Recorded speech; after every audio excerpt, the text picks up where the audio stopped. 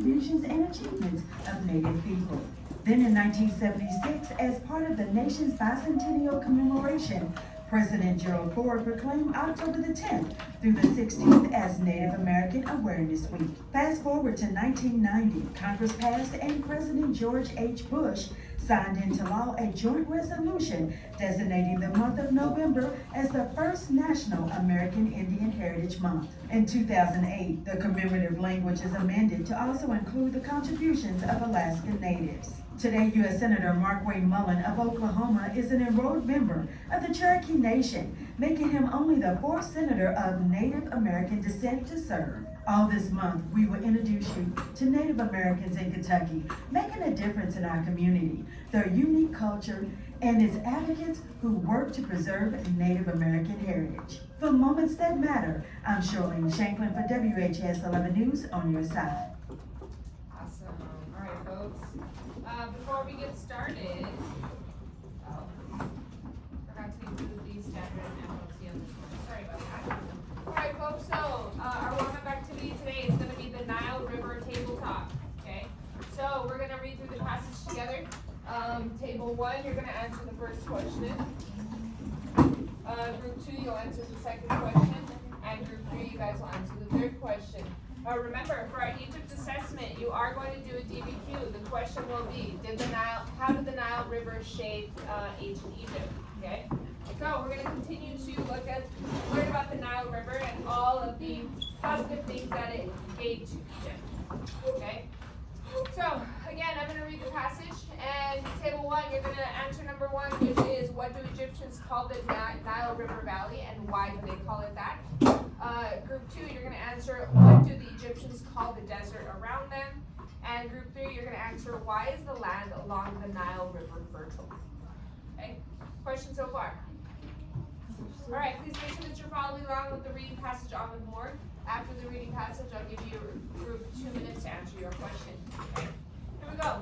Please follow along. Without the Nile River, no one could live in Egypt because there is very little rain and it would be desert like the land around it. Every year the river floods its banks. When the flood waters go down, they leave behind a fertile fringe of land which crops grow easily. This thread of life in the desert is the Egyptians' home. They call the river valley the Black Land from the color of its soil. It is here that their towns and villages are built. The desert all around is called the Red Land. Nothing lives in the Red Land except for wild animals and few tribesmen. The Egyptians go to the western desert to bury their dead. That is where the great tomb and monuments to the dead are. To the north and the east lies the sea. Trading ships sails up the Mediterranean coast and down the Red Sea. Okay, so I'm going to give you guys 1 minute. Your table group will answer its designated question. When the timer goes off, you should also have picked someone to share your answer out loud. You gotta have the sentence starter. Okay? All right, 2 minutes. Ready? Go. Is anyone gonna see you? 2 minutes. Go. Spend more time answering the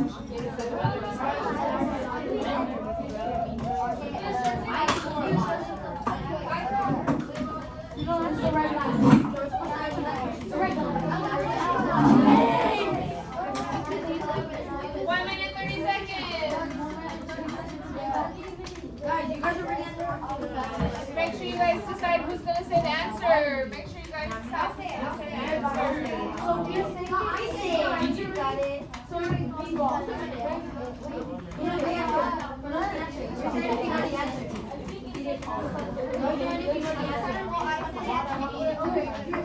Make sure you guys use the sentence starter when you're answering the question.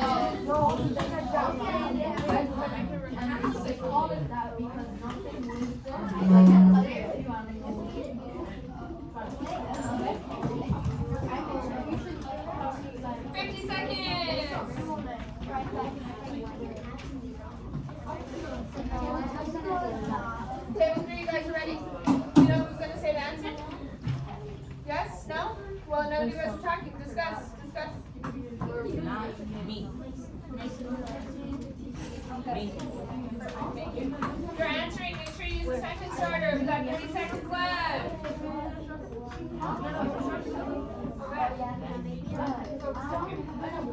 Yeah, we're focused right here.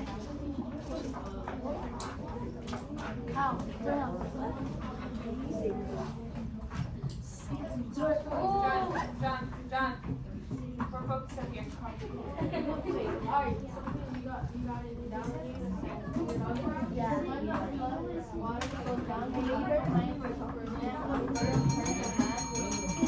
Alright, folks.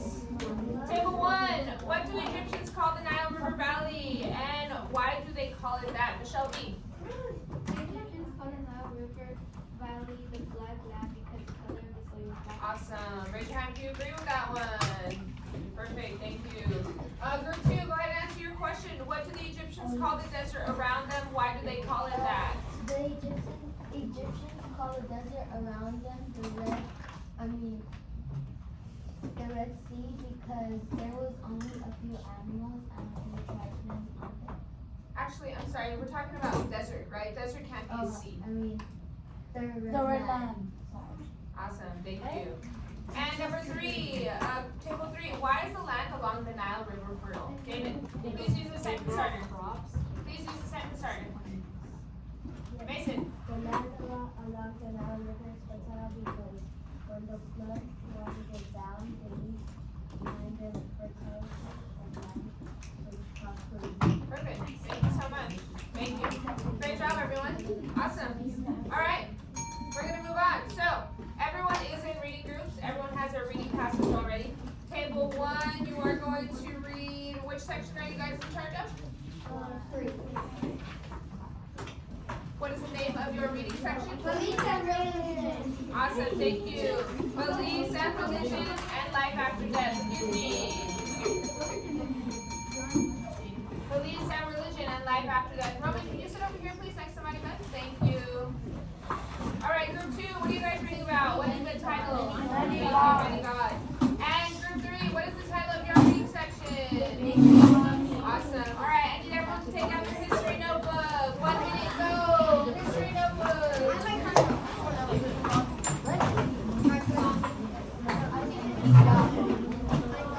1 minute, history notebook. Michelle already has it out. Awesome. Belinda's ready to go. Awesome.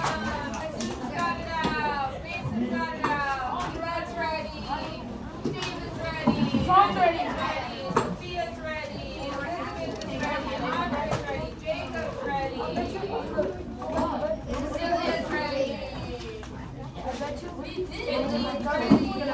Melissa's ready. Awesome. 20 seconds to be ready.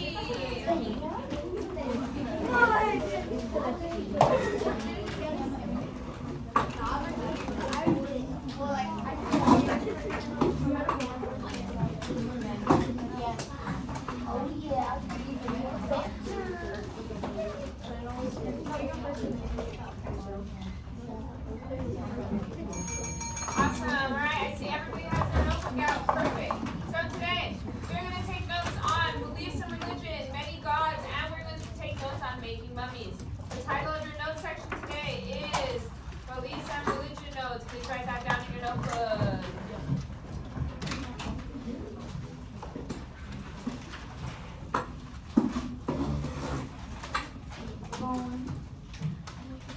Everyone in group 3 is writing stuff down. Thank you so much. Everyone in group 2 is almost ready to write. Awesome. And everyone in group 1 is writing. Thank you.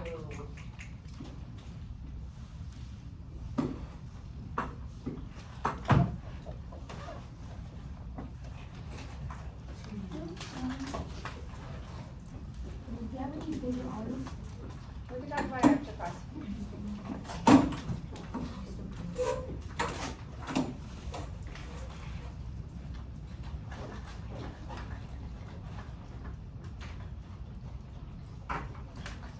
Alright, see most of us have finished writing down the title. Awesome.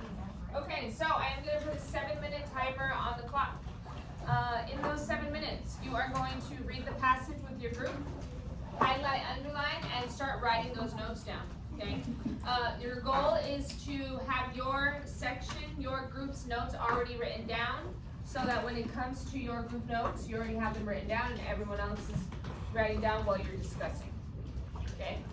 We've done this yesterday, we did it the day before, we did it on Monday, so I believe that you guys will be able to do this in the right amount of time. Okay? After notes, we do have a reteaching activity.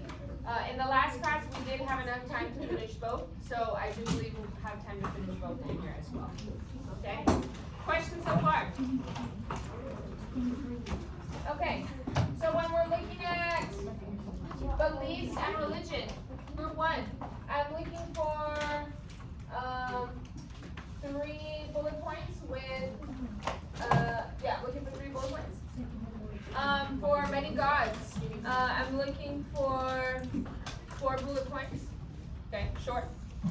And making mummies, you guys are the biggest section. I am looking for the mummification process, the meaning of the word embalmed, and what is filling the walls inside the tomb. Okay? Alright, questions on what we're doing? Mason. I am also looking for what is shown inside tomb walls. Okay? Questions? Alright, 7 minutes on the clock. Please make sure you stay focused. Please take advantage of this time so that when we come back together, we'll have more time for our reteaching activity. Okay? 7 minutes on the clock, go! 7 minutes on the clock, go!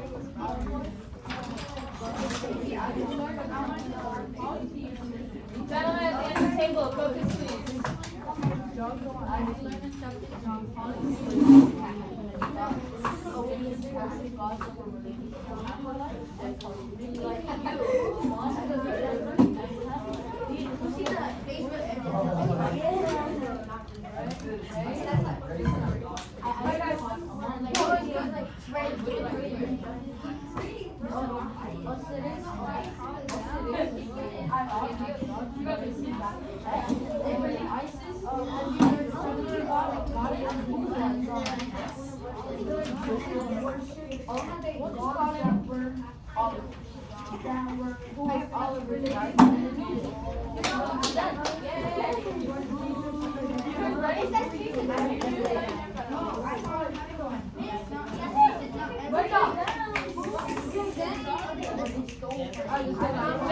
end of the table, write stuff down. Awesome. Okay, I found one that said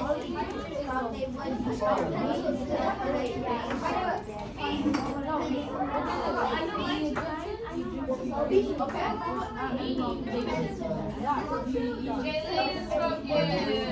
This is focused.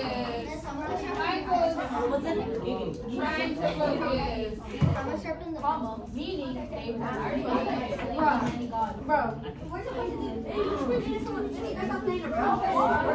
Ariana, Elizabeth, Andrea are focused. Let's over here writing stuff down. Thank you. Good job, group 2. Good job, group 2. Group 3 is focused as well. Great job, everyone.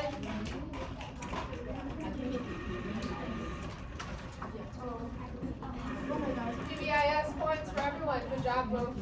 Good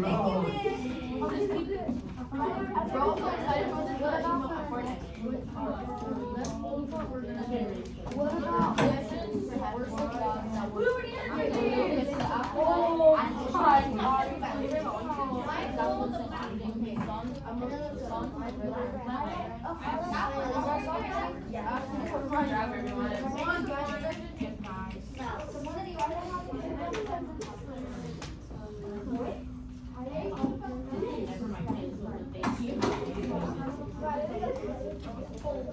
Forgetting wait 1 second. The Egyptians worshipped gods that were related to the afterlife and to partners. The sun, the river,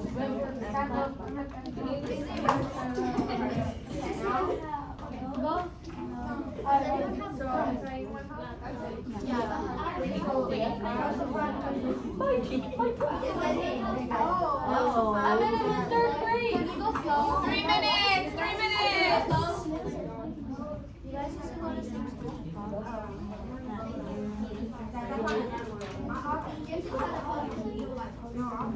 Okay.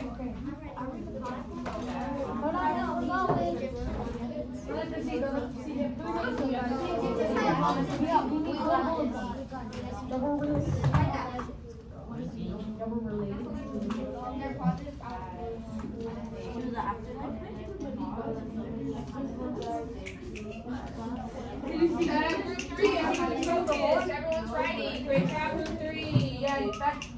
Can you see it? I just put I can take it out.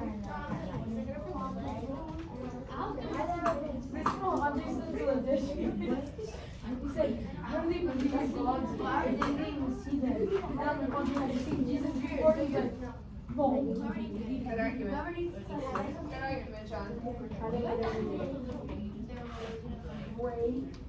Oh, like ministers that are the difference between more side of God and Christianity and believing in 2 minutes, 20 seconds. 2 minutes, 20 seconds. I see what you I don't see. All the gods that were examples. 2 minutes, 2 minutes.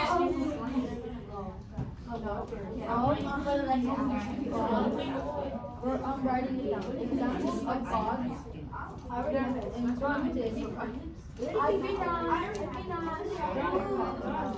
Ray. Of gods include Ray.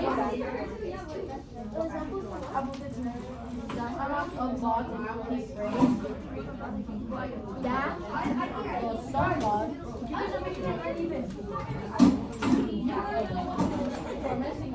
One minute, 29 seconds.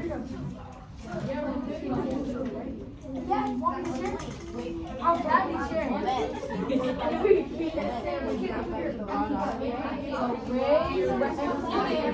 Ray, the sun god, comma,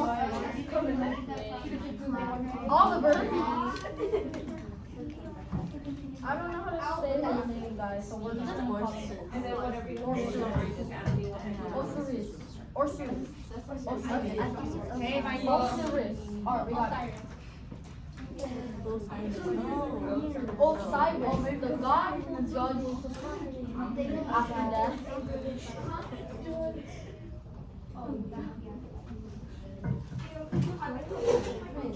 Yes. 40 seconds.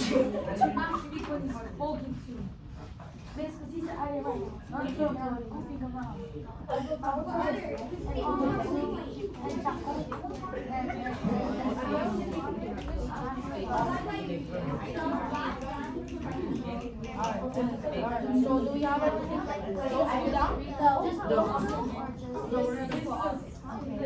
Alright, let me repeat it. Examples of gods include Ray, the sun god, comma, Osiris, the god who judged after death, comma. Does everyone have that? ISIS.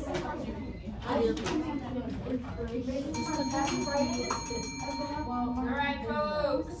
We're going to start with life after death, which is group 1. Life after death. Okay, please write that down. Next, I'll give you guys 30 seconds to solidify who's going to talk for your group. 30 seconds. You guys already know? Make sure you already know who's going to talk. Okay? If there's 2 people, that's fine. Wait till your group's turn so you don't miss the notes. Alright. So, hey guys, group 2. We're starting with group 1, please. Okay? So, group 1, life after death. What do you got for us? Life after death. Michelle B, start us off. Their positive religions believe that their prosperity Prosperity, yes. could continue with the happy after. Prosperity. Another word for prosperity is success. Success. Can continue in the afterlife. Is it about computers? Okay. Your group's got it. Don't worry about it. Marilyn, did you want to add on? Nothing, but the Egyptians believed that they were favored by the gods. believe they were favored by the gods. Awesome. Okay. Group one. Who would like to add on to this? Go ahead, Michelle. The black land provided most of the Egyptian. Black land, like we read in our intro, right? Black land provided most needs. So Michelle, were they struggling or they were not struggling? Black land provided most needs, so they did not struggle. Awesome. Please make sure you have that down. So they believed that if in their true life they were successful, they worshiped the gods, they followed the Pharaoh's commands, they made their family happy, they did what they needed to do, then in their afterlife they were also going to be successful. Pharaohs were also going to bless, the gods were also going to bless them in their afterlife, and their afterlife would also be as happy as their true life. I know that we talk a lot about the afterlife, but I think it's important to make sure that you guys know that the Egyptians, they really worshipped the dead, right? They saw you dying as kind of like a blessing, because then you get to go to your afterlife and you get to be happily ever after, right? I think in modern day, a lot of us that don't have religion, or maybe even some of us that do have religion, we're kind of scared because we don't know what happens after we die, right? But because the Egyptians have this idea of the afterlife, they're not scared, right? They actually look forward to it. They're okay with ending their chapter here on earth and going to the afterlife.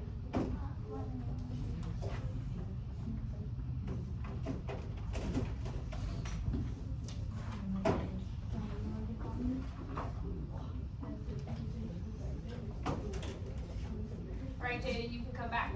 We're going to move on to group 2, many gods. Many gods. Please title your section of your notes, many gods. Many gods. No. Many gods.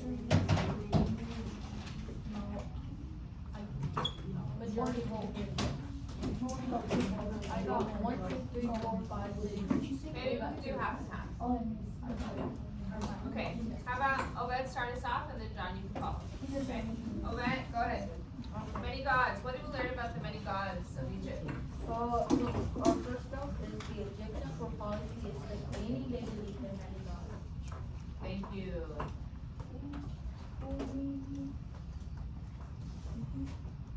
Awesome, right?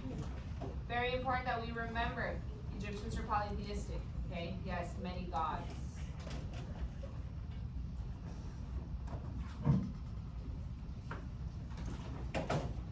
Obed, something, another point you wanted to add on before I move to John? No, because I haven't been. Okay, John, go for it. What are the gods they're believing in, John? They worship gods that were related to, gods that were related to the afterlife and parts of nature such as the sun and the river. And that life.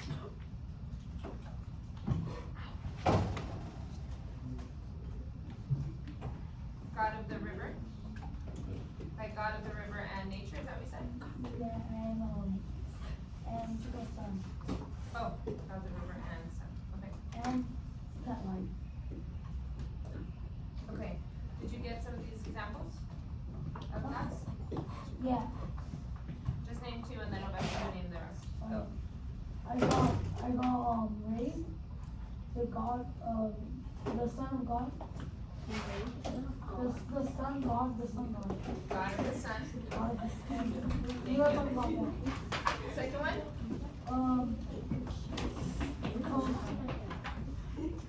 Anubis. Anubis. God of death. Okay, you want to finish it up? Examples of gods included Isis, a fertility goddess, who was Osiris' wife. Thank you. That's it. Oh, and Osiris. A god who judged after death to see if they would go to something. Thank you. Thank you. Later in the class period, I will show you guys some images dots. Hey. Thank you.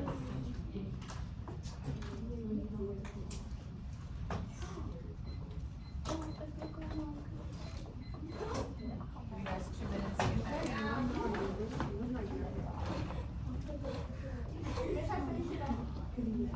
You put them all in two?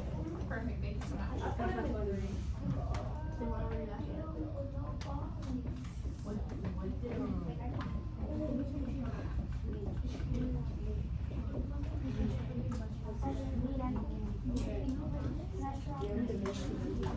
Group 3, you're up in a minute and 30 seconds.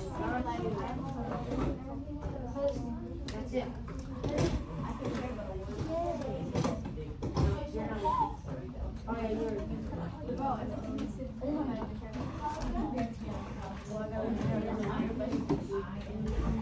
Making mummies. Making mummies, yes.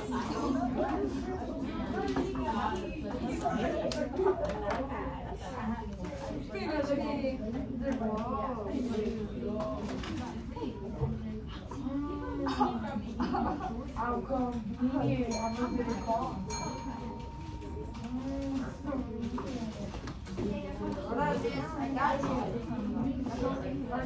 40 seconds. Group 3, you're up in 40 seconds.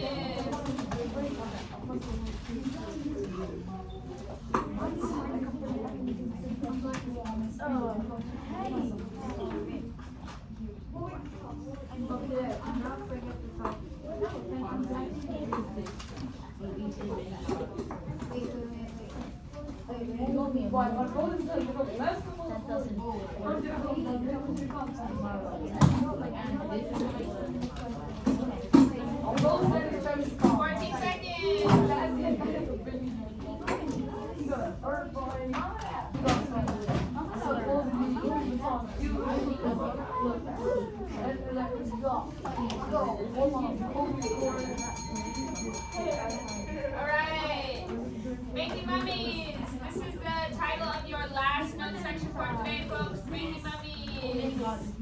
Also, thank you guys. 1 second. Hearing a lot of side conversations. Okay, don't worry. In a few minutes, you'll have a chance to work with your group.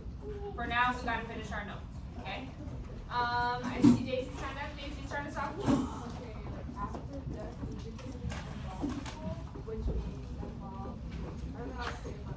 Okay.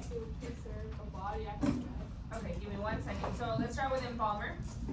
Embalmer. What does the embalmer do, Daisy?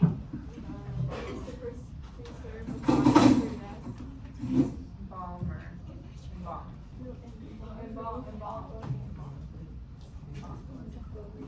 Equals. So if you're wondering what's embalm again, it means preserve the body after death. Right, Daisy? Yeah. Awesome. Thank you. Okay. So first, what happens, Daisy? What does the embalmer do first? They remove all the organs of the heart. Thank you. So first, the embalmer removes all the organs from the body. Okay. Then what happens, Daisy? They fill the body with a mixture of salt and herbs created by them. Thank you. Next, once they take out all the organs, they're gonna take out your brain, your heart, your lungs, your intestines. Except the heart. Your intestines. And then you're going to, oh, I'm sorry, except the heart. Sorry, all the organs except the heart. I didn't hear that part. Thank you. Except the heart. So the brain, the lungs, the intestines, the kidneys, the liver, all that stuff, right? Hold on. And then they're going to fill your body with salt and with herbs, right? When they fill your body with salt and herbs, it prevents the body from decaying, right?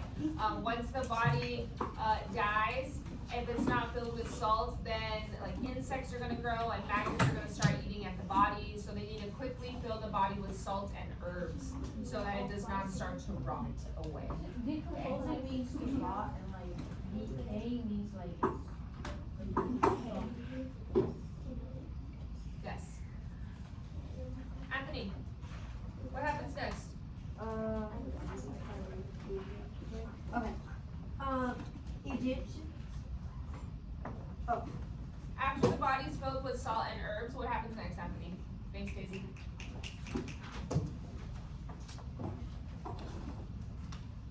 Anyone else? Then,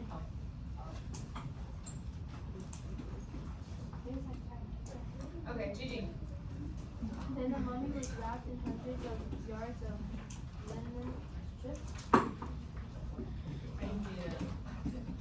So then, third, the body's now wrapped in all these linen strips. Remember, they're making linen from the material that they are able to grow because of the crops.